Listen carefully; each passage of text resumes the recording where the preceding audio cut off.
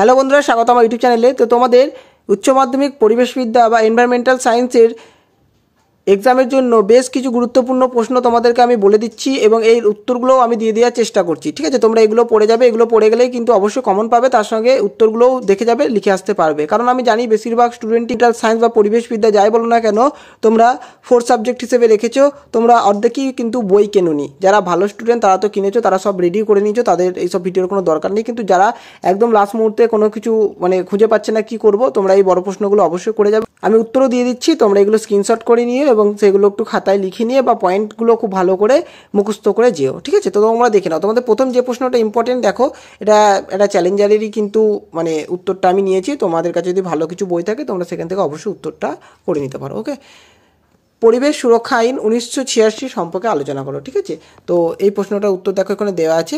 তোমাদের অন্য কোনো ভালো সোর্স থাকলে অবশ্যই তোমরা সেখান থেকে পড়ো। ঠিক আছে, এখান থেকে তোমরা করতে পারো যদি এখন কিছু না পাও লাস্ট টাইম।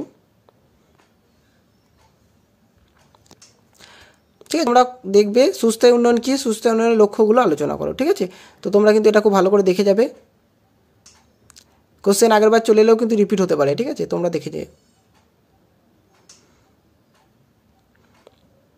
এরপর তোমরা পরবর্তী যে প্রশ্নটা দেখে যাবে, দেখো জীববৈচিত্র্য কী, জীববৈচিত্র্যের গুরুত্ব তথা মূল্য সম্পর্কে আলোচনা করো বা পরিবেশ সংরক্ষণের গুরুত্ব আলোচনা করো। ঠিক আছে, তো এই প্রশ্নটা যদি আসে তোমাদের, এটা তোমরা দেখে নাও, এর উত্তরটা এখান থেকে লিখবে।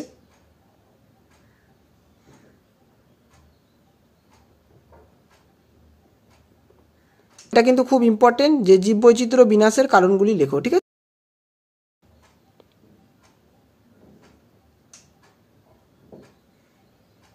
এর পরবর্তী প্রশ্নটা দেখো জীববৈচিত্র্য সংরক্ষণের কৌশল সম্পর্কে আলোচনা করো। তোমরা এই প্রশ্নটা কিন্তু অবশ্যই করবে। তোমাদের যদি বড় প্রশ্ন হিসেবে নাও আসে, তোমাদের কিন্তু অনেকগুলো শর্ট প্রশ্ন এখান থেকে অবশ্যই বেরিয়ে যাবে, তোমরা কমনও পাবে। ঠিক আছে, দেখো এখানে যেমন চলে আসছে ইনসিটু সংরক্ষণ, এক্সিটু সংরক্ষণ, এই শর্ট কোশ্চেনগুলো কিন্তু পরীক্ষাতে আসবে। জাতীয় উদ্যান এদের উদাহরণ দিয়ে দেয়। ঠিক আছে, সুতরাং এগুলো তোমরা এখান থেকে কিন্তু অবশ্যই করে নিও। ছোটো ছোটো করে আছে কিন্তু তোমরা এগুলো অবশ্যই করে নিও, উদাহরণগুলো একটু করে দেখে যেও। ঠিক আছে, বড় প্রশ্ন না এলেও এখান থেকে কিন্তু শর্ট প্রশ্ন অবশ্যই আসবে। এরপর তোমাদের একটা কোশ্চেন ছিল, দেখবে জেনেটিক ইঞ্জিনিয়ারিং। ঠিক আছে, এটাও কিন্তু খুব ইম্পর্টেন্ট প্রশ্ন, এটাও তোমাদের দিয়ে দেওয়ার চেষ্টা করা হয়েছে। তোমরা সেখান থেকে দেখে নিও বা তোমাদের কাছে বেটার কোনো সোর্স থাকলে তোমরা সেখান থেকে অবশ্যই করে নিও। ওকে,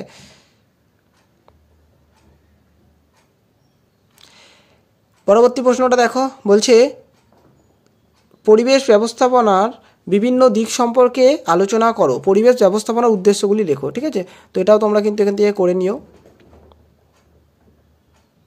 তোমরা এখন তো আর এতগুলো মুখস্থ করতে পারবে না, তোমরা কি করবে, একটা খাতা নেবে, প্রশ্নটা লিখবে এবং সেই প্রশ্নগুলো লেখার পর যে পয়েন্টগুলো আছে, যেমন দেখো এখানে অর্থনৈতিক দিক, সামাজিক দিক, সেই পয়েন্টগুলো কিন্তু তোমরা খুব ভালো করে মনে করে যাবে এবং জিনিসটার যে জিস্ট সেটা কিন্তু তোমরা খুব ভালো করে পড়ে যাবে, দেখবে তোমরা নিজেরাই লিখে আসতে পারবে। ঠিক আছে, এখানে বসুন্ধরা সম্মেলন, ঠিক আছে 1992, এটা কিন্তু তোমরা অবশ্যই দেখে যাবে। ঠিক আছে, ইম্পর্টেন্ট আছে।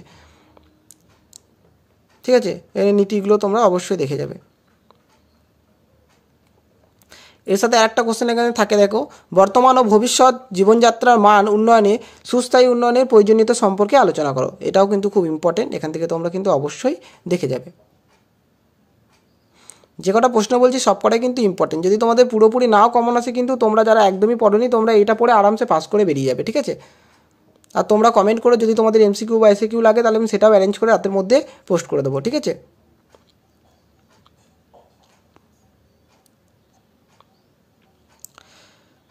এবার দেখো এটা কিন্তু আরেকটা খুব ইম্পর্টেন্ট কোশ্চেন, সুস্থায়ী কৃষির ভূমিকার উপর একটি টিকা লেখো। ঠিক আছে, সুস্থায়ী কৃষি সম্পর্কে তোমরা এই প্রশ্নটা কিন্তু অবশ্যই রেডি করে যাবে। ওকে, এটা কিন্তু আসতে পারে। সুস্থায়ী কৃষির প্রয়োজনীয়তা সম্পর্কে আলোচনা করো, একসাথেই করে নিয়ে সুস্থায়ী কৃষি সম্পর্কে এই পয়েন্টগুলো তোমরা নিজেদের মতন করে একটু অ্যারেঞ্জ করে নিও। এখন অত টাইম নেই, তোমরা নিজেদের মতো করে জাস্ট ছোটো ছোটো করে পয়েন্ট করে মুখস্থ করে নিও ব্যাপারটা। ঠিক আছে, আর এটাও একটু দেখে রেখো, ফসল উৎপাদনে মাটির গুরুত্ব সম্পর্কে আলোচনা করো। ঠিক আছে, জাস্ট একটু পড়ে যেও। এছাড়াও এই দুটো প্রশ্ন তোমরা অবশ্যই একটু দেখে যাবে। 1 নম্বর দেখো, ভারতবর্ষের বিপন্ন প্রজাতির ওপর একটি টিকা লেখো, বন্যপ্রাণী অবলুপ্তির কারণগুলি সংক্ষেপে আলোচনা করো। এই প্রশ্নটা একটা দেখো, এই একটা দেখে যাবে, পরিবেশগত ভারসাম্য বলতে কি বোঝো। ঠিক আছে, উদাহরণসহের গুরুত্ব আলোচনা করো। এবং লাস্ট তোমরা এই একটা প্রশ্ন দেখে যাবে, পরিবেশ দূষণের সাথে জীববৈচিত্র্যের সম্পর্ক ব্যাখ্যা করো, পরিবেশের ওপর কৃষি রাসায়নিক প্রভাবগুলি ব্যাখ্যা করো। ঠিক আছে, তো এগুলোর মধ্যেই তোমাদের কিন্তু কমন আসবে ম্যাক্সিমামটা। ঠিক আছে, তোমরা অবশ্যই যারা কোনো কিছু পড়োনি, এগুলো পড়ে গেলে লিখে আসতে অবশ্যই পারবে। তোমাদের যদি কমনও না আসে, তোমরা যদি এগুলো পড়ে যাও, তোমাদের মধ্যে যেটুকু নলেজ ডেভেলপড হয়ে যাবে তার মধ্যে থেকেই কিন্তু তোমরা বানিয়ে বানিয়ে অবশ্যই লিখে আসতে পারবে। সুতরাং অবশ্যই ভিডিওটি বন্ধুদের মধ্যে শেয়ার করে দাও, আর চ্যানেলটিতে নতুন হলে অবশ্যই সাবস্ক্রাইব করে দাও। Thank you.